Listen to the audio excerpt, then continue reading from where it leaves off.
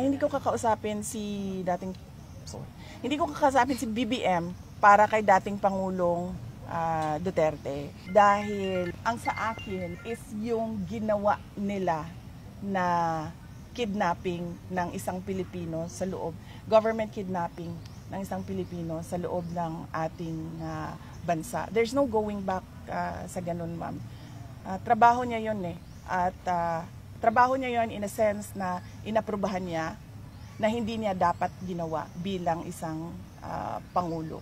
Kung ano man yung problema legal problem ni dating Pangulong Duterte ngayon, ay problema na yon niya at syempre ng pamilya namin dahil ama namin siya. Pero for me, to go to him and request on behalf of former President Duterte, no.